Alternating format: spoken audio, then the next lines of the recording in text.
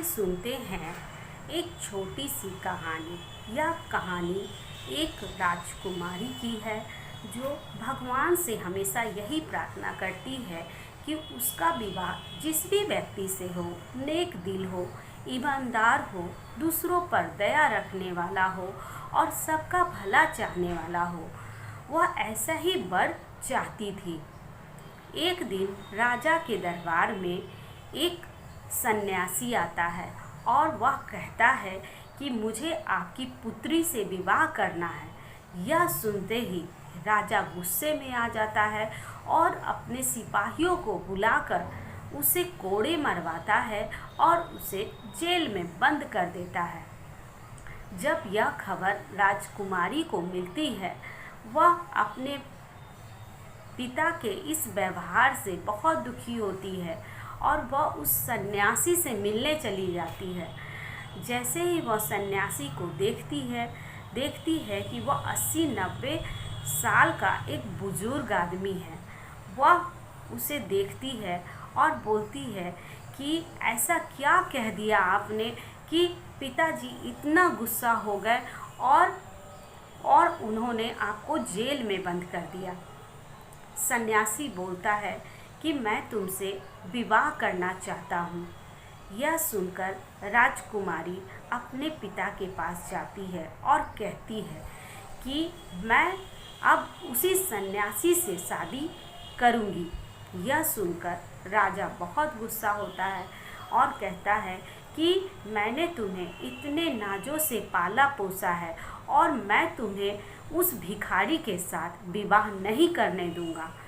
और बहुत बोलने के बाद भी उसकी पुत्री नहीं मानती है, लेकिन राजा को ये सब पसंद नहीं था और राजा को बहुत गुस्सा आ रहा था। राजा ने गुस्से में कहा, अगर तुम उस भिखारी से शादी करोगी तो तुम्हें ये राज्य छोड़कर जाना होगा और तुम्हें उसके साथ उसकी कुटिया में रहना होगा। यह सुनकर वह बोलती है कि पिताजी, मुझे आपकी हर शर्त मंजूर है। वह राजा अपने नगर में घोषणा कराता है और वहाँ नगर में हाहाकार मच जाता है कि एक राजकुमारी का विवाह एक सन्यासी के साथ।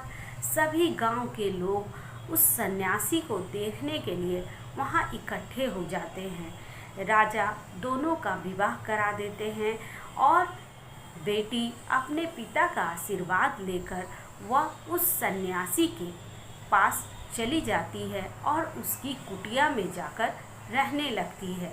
वह सन्यासी दिन भर भिक्षा मांगता और जो भी वो भिक्षा मांग कर लाता, राजकुमारी वह बनाती और प्रेम पूर्वक दोनों पति पत्नी उस कुटिया में रहने लगी। एक दिन उसके पति ने, उस सन्यासी ने कहा कि मैंने तुमसे विवाह किया है, इसके पीछे 2 राज छुपे हुए हैं।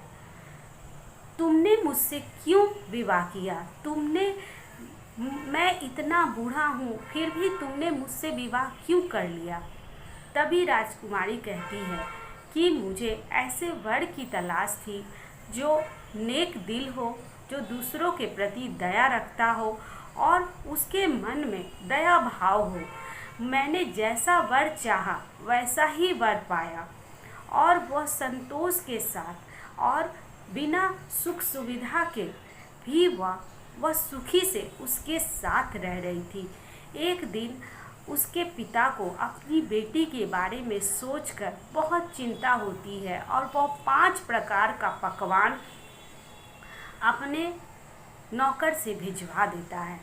जैसे ही वह नौकर उसकी कुटिया के पास पहुंचता है तो उसकी पुत्री कहती है कि मुझे इस पकवान की ज़रूरत नहीं है।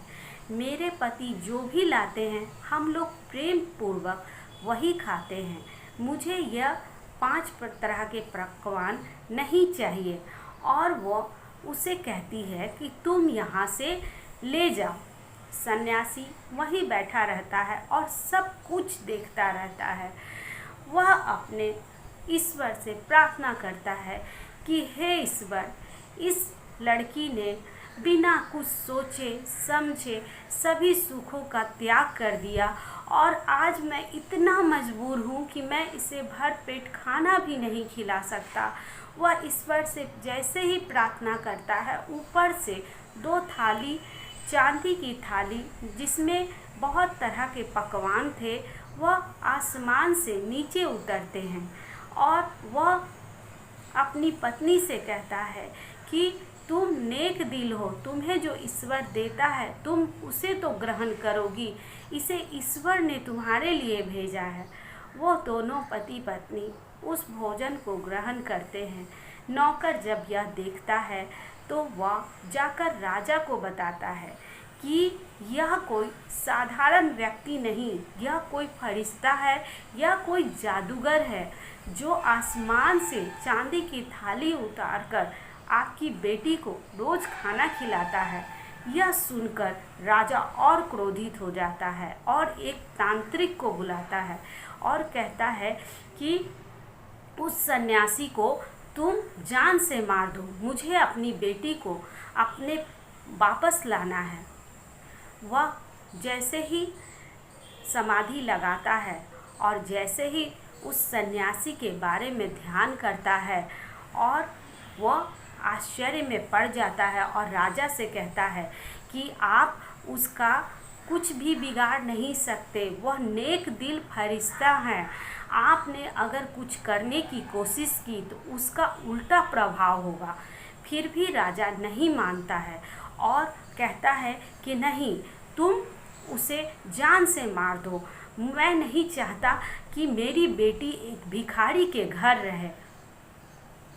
वह तांत्रिक फिर तंत्र मंत्र करने लगता है और तंत्र मंत्र फूंकने लगता है, लेकिन सन्यासी को इस बात की खबर हो जाती है और जैसे ही वो तंत्र मंत्र करके उस सन्यासी पर फेंकता है, वह सन्यासी उसी तंत्र मंत्र को उसके पिता के ऊपर वापस भेज देता है और उसके पिता एक जानवर का रूप ले लेते हैं, जिसका शरीर आधा शरीर कुत्ते का और चेहरा इंसान का।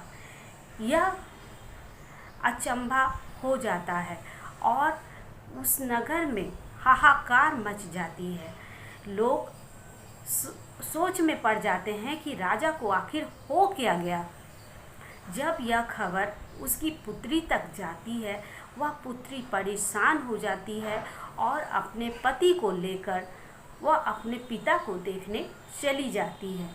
जब वह अपने पति के साथ जैसे ही राजमहल में प्रवेश करने लगती है, सिपाही उसे रोकते हैं और कहते हैं कि यह भिखारी अंदर नहीं आ सकता है। तभी वह बोलती है कि मैं राजा की पुत्री हूँ, मुझे अपने पिता से मिलने दीजिए। तभी वो अपने पति को लेकर अंदर चली जाती है और जैसे ही अपने पिता को देखती है, वह बहुत ज़ोर ज़ोर से रोने लगती है। तभी वह सन्यासी सच्चाई बताता है कि यह मुझ पे जादू टोना मंत्र कर रहे थे, मैंने इनका ही तंत्र मंत्र इन्हीं पे फेंक दिया, इसी वजह से इनकी यह हालत हुई। वह पुत्री बहुत ही रोती है और बोलती है कि पिताजी आपने ऐसा क्यों कहा, ऐसा क्यों किया। वह पिता अपनी गलती पर खूब पछताता है, अपनी बेटी से माफ़ी मांगता है और कहता है कि बेटी मुझसे गलती हो गई, मैं इस नेक फरिश्ते को नहीं समझ पाया, मैं इसे जान से मारने की कोशिश में लगा हुआ था। तभी वह सन्यासी एक नौजवान का रूप धारण कर लेते हैं और तभी वह अपनी पत्नी को बताते हैं कि यह तुम्हारा इम्तिहान था, मैं तुम्हारा परीक्षा ले रहा था, तुम अपने परीक्षा में उत्तीर्ण हुई हो, जो तुमने चाहा वो तुमने पाया।